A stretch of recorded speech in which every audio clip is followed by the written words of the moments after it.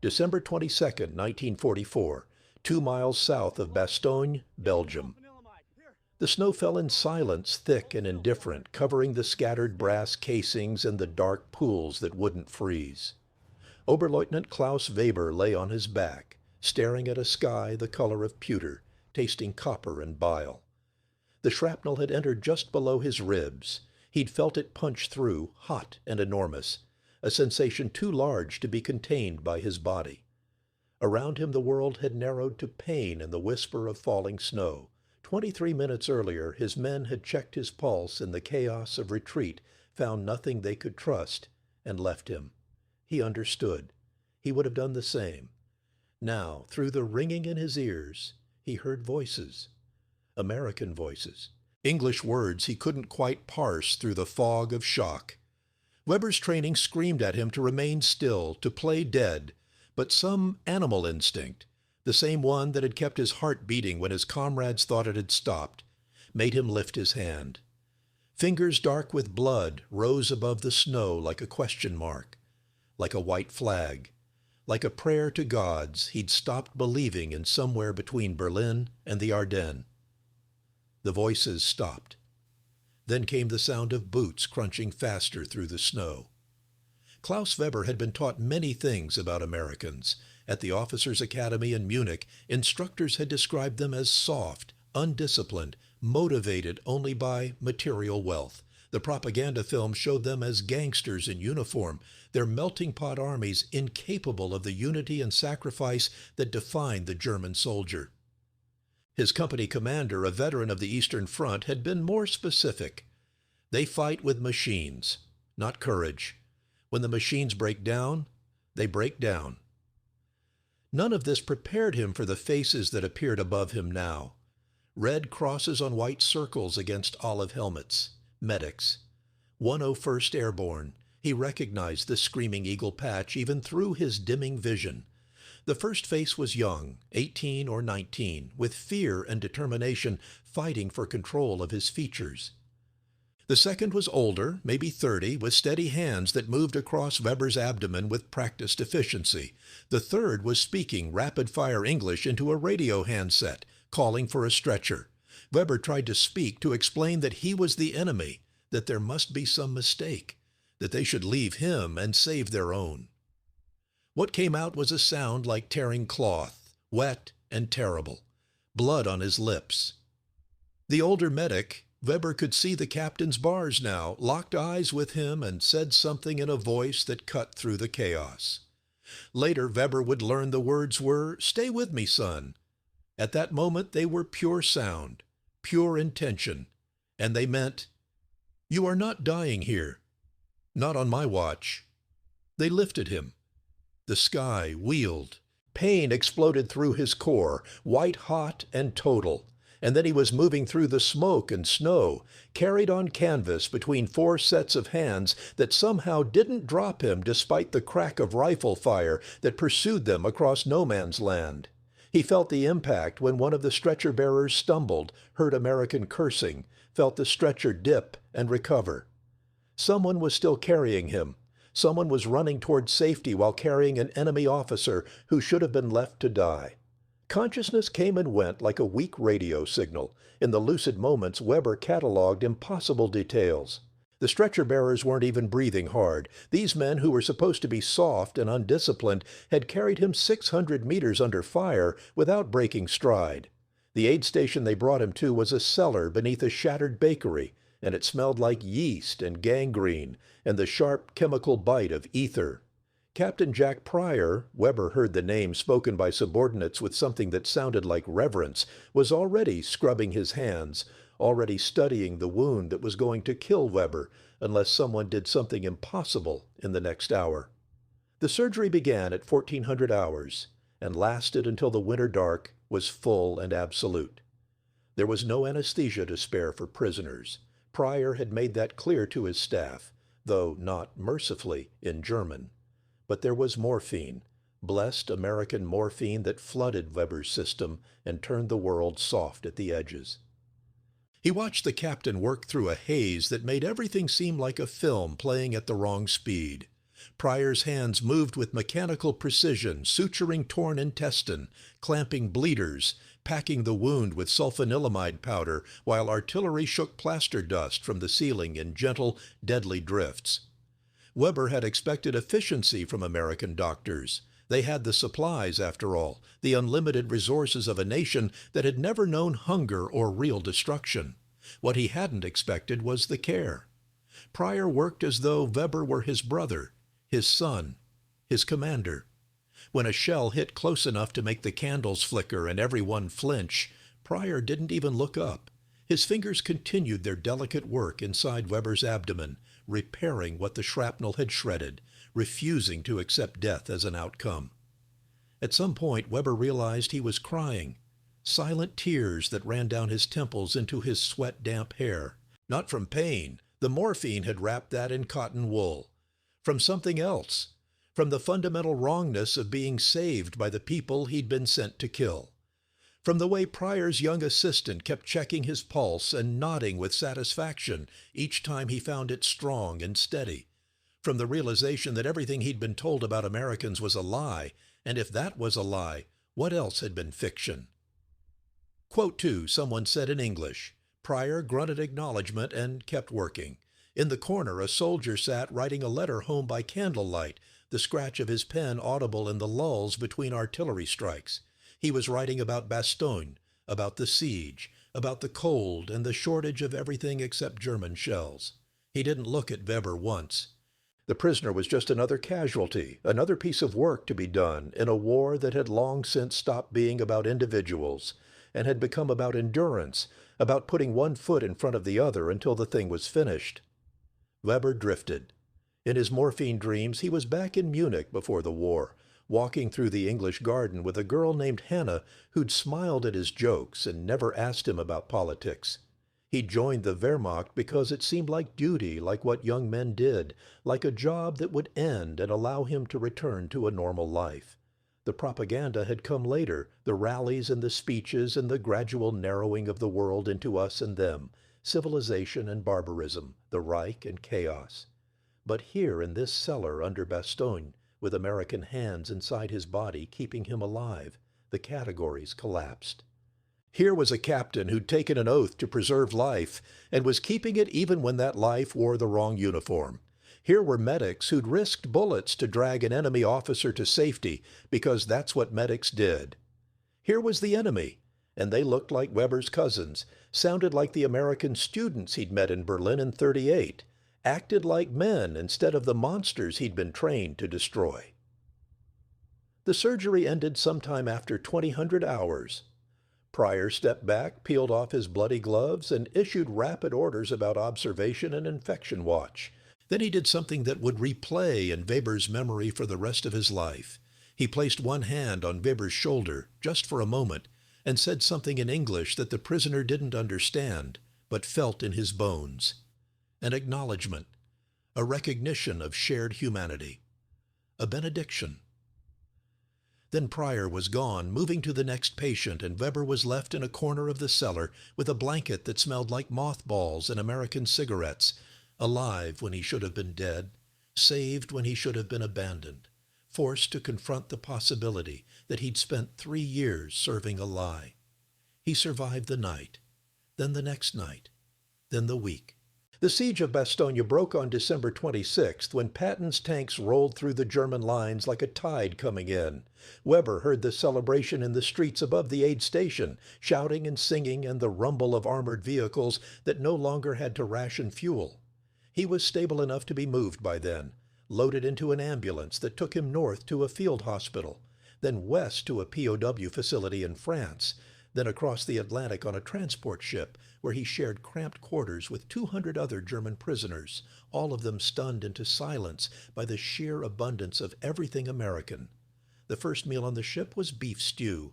Real beef, not the ersatz meat they'd been eating since '42. Potatoes, bread that tasted like bread instead of sawdust, coffee. Weber stared at his tray, then at his fellow prisoners, then back at the tray. One of the men, a sergeant from Hamburg who'd lost an arm at Normandy, started laughing, a high, slightly hysterical sound that spread through the room like contagion. Quote 3. The sergeant said. No one disagreed. The POW camp in Kansas sat on flat land that reminded Weber of nothing so much as the limitless spaces in the propaganda films about America. Big sky country, they'd called it. Land so vast and rich that its people had never learned the European art of making do with less. The camp was a grid of wooden barracks surrounded by wire, watchtowers at the corners, the whole thing so clean and organized it looked like a military academy instead of a prison.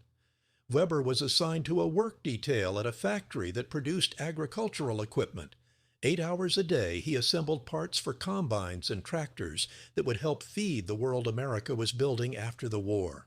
The guards were farm boys mostly, kids from Iowa and Nebraska who'd never seen combat and treated the prisoners with a mixture of caution and curiosity. They shared cigarettes during breaks. They complained about their sergeants. They showed pictures of their girlfriends and asked in broken German whether Weber thought this girl or that one was prettier. It was disorienting in a way that combat had never been. The contradictions accumulated like snowfall, gentle and inexorable. Civilians drove past the camp on their way to town and waved. Children pressed their faces against the wire and stared at the prisoners with more interest than fear. The Red Cross packages arrived every month without fail, stuffed with chocolate and tobacco and soap, luxuries Weber hadn't seen since before Stalingrad. The factory paid them a small wage that they could spend at the camp commissary on additional comforts. At night in the barracks, the officers debated what it meant. Some insisted it was elaborate deception, a show put on for Red Cross inspectors that would vanish once the war ended. Others argued it was American naivete, soft people who didn't understand that war required hardness. A few, very few at first, suggested that maybe possibly the propaganda had been wrong about more than just American military capacity. Weber said nothing during these debates. He lay on his bunk and remembered Pryor's hands inside his abdomen, remembered the medics running through rifle fire with him on a stretcher, remembered the meal on the transport ship and the guard from Nebraska who'd shown him a picture of his farm and asked whether Germany had good soil for corn. He remembered, and the memory was corrosive to everything he'd believed. Spring came to Kansas with a violence of green that hurt Weber's eyes. He'd never seen land so fertile, so carelessly abundant. The fields around the camp exploded with growth, wheat and corn and soybeans that the locals planted with machines so sophisticated they seemed like something from a dream of the future. In Germany, fields were planted by hand and horse when they were planted at all. In Germany, cities were rubble and the harvest was hunger. In America, the prisoners ate 3 meals a day and threw away what they couldn't finish. One Sunday in May, a local church group came to the camp to perform a concert. They were Lutheran, the same denomination Weber had been raised in before religion became something the Reich carefully managed and contained. The women wore summer dresses. The men wore suits that looked new. They sang hymns in English that Weber recognized from the German hymnals of his childhood. And when they finished, they handed out cookies and lemonade to prisoners and guards alike, making no distinction between the two. An old woman approached Weber's table with a plate of cookies that were still warm, the chocolate chips melting at the edges. She smiled at him, an ordinary smile, without fear or hatred, and said something in English. Weber didn't understand the words, but he understood the gesture. Take one. Have 2. There's plenty. He took a cookie. It tasted like his grandmother's kitchen, like a world before the war, like something that shouldn't exist in a universe where he'd helped destroy cities and kill men who'd never done him harm. He ate it slowly, while the old woman moved on to the next table, offering the same abundance to a U-boat commander who'd sent Allied sailors to the bottom of the Atlantic. That night, Weber wrote a letter to his mother. He'd been writing regularly since his capture, careful letters that passed through censors who blocked out anything sensitive, anything that might aid the German war effort. This letter was different. This one tried to explain what couldn't be explained, that the enemy was not what they'd been told, that the world was larger and stranger than the propaganda had admitted, that he'd been saved by the people he'd been sent to kill, and was being treated with a decency that made everything he'd fought for seem hollow and obscene. He wrote 3 drafts before he gave up and sent a version that simply said, The Americans are not what we thought. I am well. I am learning things. I will explain when I come home. The censors let it through. Victory in Europe came in May of 1945. The prisoners learned about it from the camp loudspeakers and the sudden relaxation of routines, the guards smiling and shaking hands, the sense that a weight had been lifted even though it meant Germany's total defeat. Weber felt nothing. Numbness, a strange floating sensation as though he died at Bastogne after all. And this was some complicated afterlife where the victors fed their enemies 3 meals a day and expected nothing in return except work that paid wages and obedience to reasonable rules. Some of the prisoners celebrated, mostly the younger ones who'd been conscripted at the end and had never believed in the cause anyway. Others sat in silence, contemplating the destruction of everything they'd known. A Waffen-SS officer hanged himself in the latrine the day after the announcement, unable to reconcile defeat with the world he'd been promised. The camp commander, a colonel from Virginia who'd fought in the First War, gave a speech about moving forward, about rebuilding, about the future being unwritten. Weber listened and thought about Pryor in the cellar at Bastogne, working by candlelight while the world tried to kill them both. News from Europe came in fragments, pieced together from letters and newspapers and the accounts of newly arrived prisoners who'd been captured in the final weeks. Berlin in ruins. The camps, the other camps, the ones the prisoners had heard rumors about but had convinced themselves were exaggerations, real and documented, and worse than the whispers had suggested. The Reich that was supposed to last 1,000 years had made it 12, and in dying it had taken millions of people who'd never worn a uniform, never fired a shot, never done anything except be born into categories that someone had decided were expendable. Weber had known about the camps in the abstract way soldiers know about things that happen far from the front, things that fall under someone else's jurisdiction, someone else's responsibility. He told himself the stories were propaganda, that the enemy exaggerated to justify their own brutality, that every nation did terrible things in war, and Germany was no worse than the rest. Now, reading the newspaper accounts from liberated camps, seeing the photographs that American journalists had taken, he couldn't maintain the fiction. He'd been part of this. Not directly. He'd never guarded a camp, never rounded up civilians, never pulled a trigger except at armed soldiers. But he'd served the machine that built the camps. He'd fought to extend the Reich's reach, to buy it time, to protect its ability to continue doing what it had been doing all along. His service had been complicity. His obedience had been collaboration. And the fact that he hadn't known the full scope of it only meant he'd chosen not to look. In late 45, word came down that officers would be needed to testify at the tribunals being organized in Nuremberg. Not as defendants. Weber was small fish, a junior officer who'd followed orders without enthusiasm or distinction, but as witnesses to how the Wehrmacht had conducted itself, how the ordinary machinery of military occupation had worked. The Americans wanted documentation, wanted to build a record that would stand for history. They asked specifically about treatment of POWs, about the Geneva Convention, about whether the rules of war had meant anything when the uniforms were reversed. Weber volunteered to testify before anyone asked him. Nuremberg, November 1946. The courtroom was cavernous and cold, designed to make individuals feel small against the weight of law and history. Weber sat in the witness box in a suit borrowed from the American prosecutors. His uniform had been taken months ago, along with his insignia and his illusions.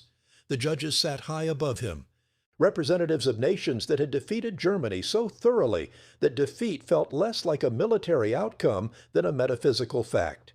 The prosecutor was a major from Chicago, a lawyer in civilian life who spoke precise German with a Midwestern accent. He asked about Weber's service, his capture, his treatment as a prisoner. Routine questions, establishing background, building toward something. Then, describe the circumstances of your capture and initial treatment. Weber took a breath, began. He described the shell burst at Bastogne, the shrapnel, his men leaving him for dead, the American medics who'd stopped, who'd carried him under fire, who'd brought him to Pryor. He described the surgery in detail, the hours on the table, the morphine that kept him conscious but distant, the way Pryor had worked as though Weber's life mattered as much as any American soldier's. He described the transport ship, the meals, the POW camp in Kansas, the church group with cookies, the guards from Nebraska who'd shared cigarettes and pictures of their farms. He described all of it in a flat, documentary voice, refusing to editorialize, letting the facts speak themselves. "And how did this treatment compare to what you had been led to expect?" the prosecutor asked. "We were told Americans were barbaric," Weber said, "that they would torture prisoners, that their mongrel armies lacked discipline and honor, that they fought only for material gain and would respect no law once they had power over us." "And your experience?" "Was the opposite in every particular." The prosecutor nodded, made a note. "Did you observe other prisoners being treated similarly?" "Every prisoner I encountered was treated according to the Geneva Convention, better than the convention required, better than we treated our own troops in the field." "Why do you believe that was?" Weber considered the question. In the gallery, he could see other former prisoners, men he'd shared barracks with in Kansas, men who'd made the same journey from certainty to confusion, to something that might eventually become understanding. "Because they believed in the rules," he said finally, "not as propaganda, not as something to invoke when convenient, but as a genuine limit on behavior, even in total war. Even when the enemy had proven they would not honor the same limits. They treated us with decency not because we deserved it, but because they believed decency was its own justification." The prosecutor asked more questions. Weber answered them all. He named Captain Jack Pryor, provided details about the 101st Airborne Medical Staff, described the transport ship and the camp in Kansas, and every interaction that had contradicted the propaganda he'd been fed. His testimony went into the tribunal record, became part of the documentation of how, even in history's darkest moment, some people had maintained their humanity. It changed nothing about the outcome. The verdicts were already being written, the sentences already clear. But it became part of the record, part of the evidence that moral choice persists even when nations descend into barbarism. Weber was repatriated in the spring of '47. Part of a wave of prisoners sent back to a Germany that no longer existed as they'd known it. The train from France crossed a border that was now just a line on a map, no longer the edge of an empire that had briefly swallowed half of Europe. The landscape was ruins and rubble, cities reduced to broken teeth against the sky, fields growing wild because there weren't enough men to work them. His mother's house in Munich was gone, bombed flat in a raid in '44. She'd survived, moved in with her sister, written him letters that described a life of queues and ration cards and constant hunger. Weber found her in a third-floor apartment that smelled like boiled cabbage and coal smoke, a woman who'd aged 15 years in 5, who hugged him and wept and asked no questions about what he'd seen or done. That night, over a dinner of bread and margarine and weak tea, he tried to explain about Bastogne, about Pryor, about the POW camp and the cookies and the fundamental contradiction between what they'd been told and what had actually existed. His mother listened in silence, her face unreadable. When he finished, she was quiet for a long moment. Then, quote 15, "It wasn't a question." "Yes," Weber said, "and we believed it." "Yes, and now we have to live with what we believed." Weber had no answer for that. It was the question of a generation, of a nation, of millions of people who'd have to reconcile the world they'd imagined with the one that had actually existed. Some would deny it, would insist until their deaths that Germany had been right and the world had conspired against them. Some would forget, would bury the war years under new lives and new certainties. Some would spend the rest of their lives trying to understand how they'd been so wrong about so much. Weber fell into the third category. He got a job as a translator, working with American administrators who were trying to rebuild Germany into something that wouldn't try to conquer Europe every generation. He married a woman who'd lost her first husband at Stalingrad and understood that the past was complicated and the future was uncertain. He had children, and told them the truth about what he'd done, what he'd believed, what he'd learned. And every December, on the anniversary of Bastogne, he thought about Jack Pryor. Arlington National Cemetery, May 1973. Weber made the trip alone, flying from Munich to Washington on an expense he couldn't really afford, but couldn't refuse.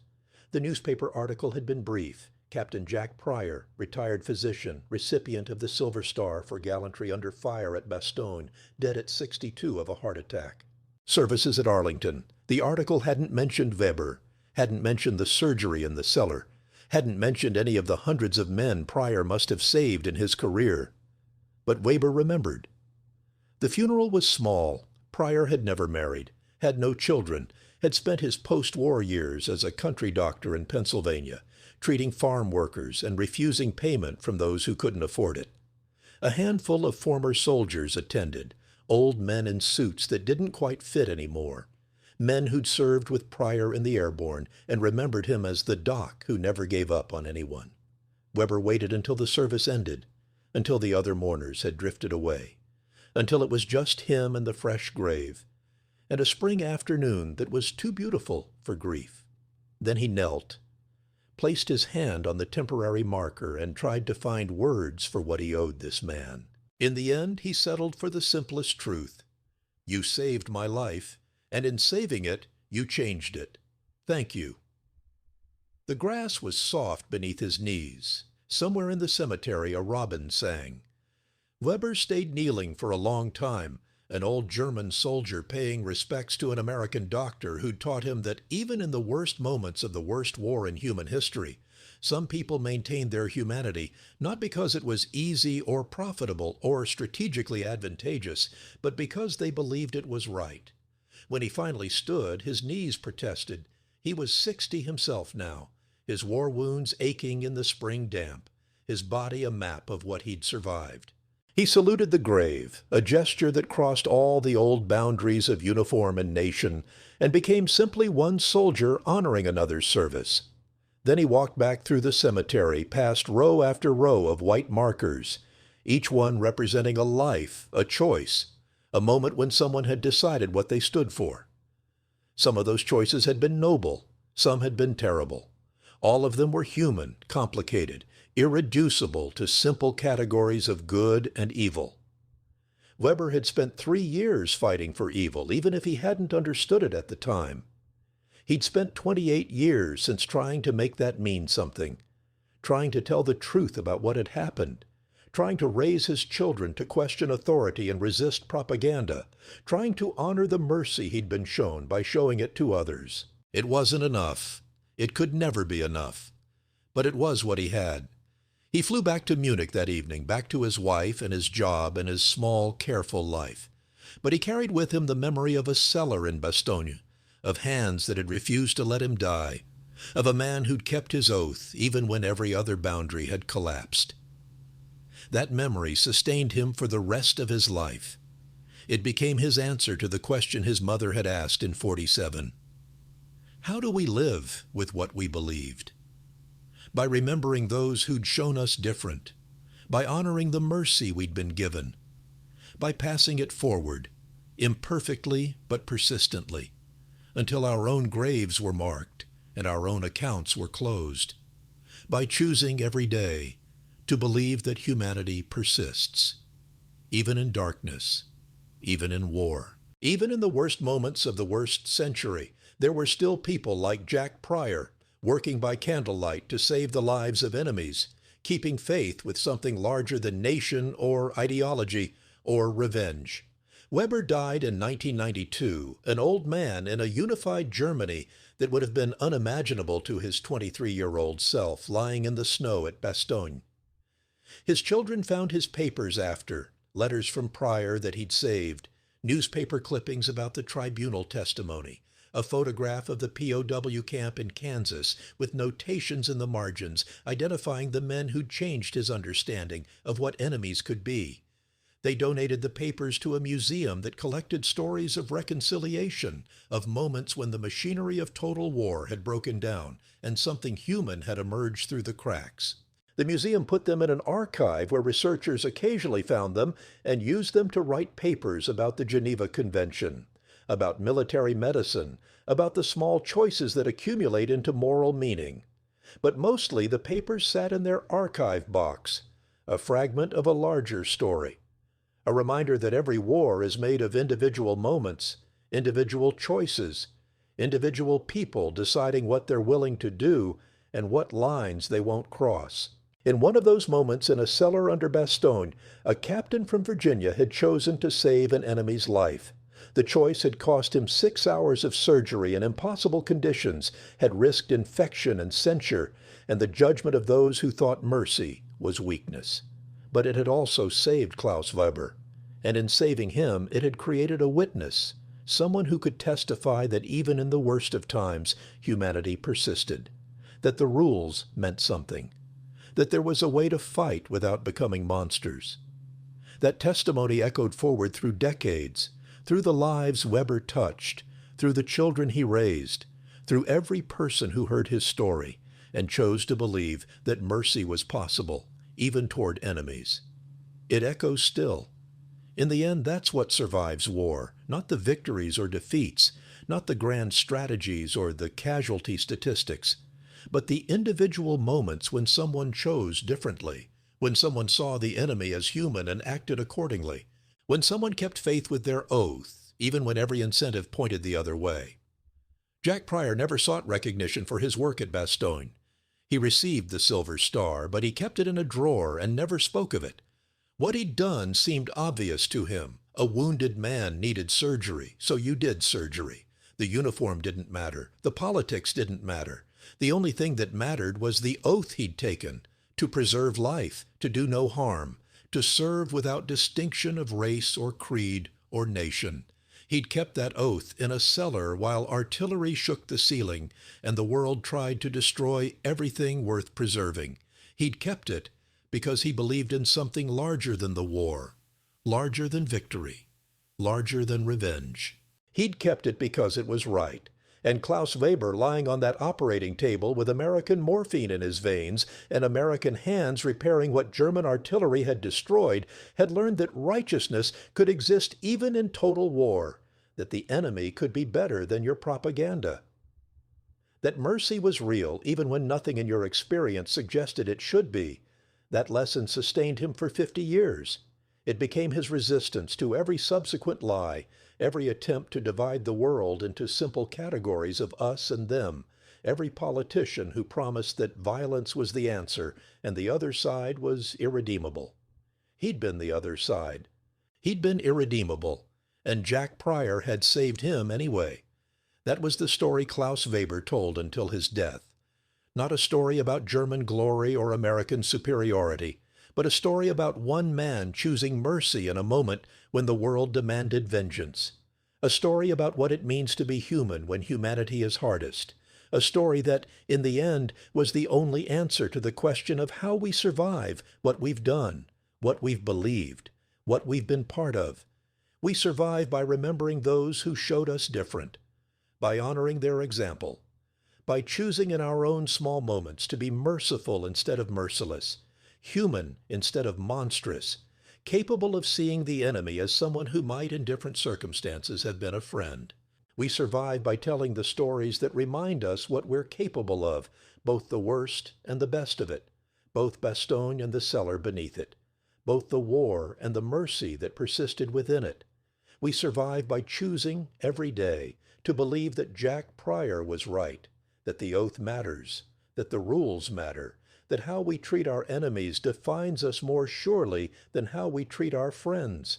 We survive by remembering that on December 22nd, 1944, in a cellar under Bastogne, an American doctor saved a German officer's life for no reason except that it was a life and it could be saved. And that choice, repeated 1,000,000 times in 1,000,000 small ways, is the difference between civilization and chaos, between humanity and horror, between a world we can bear to live in and one we cannot. That choice is still available every day, in every moment when we encounter the other, the enemy, the one we're told to hate or fear or destroy. The choice is to see them as Klaus Weber saw Jack Pryor, as someone who could have been a friend in a different world, as someone whose life has value, even when every ideology and propaganda and tribal loyalty says it doesn't.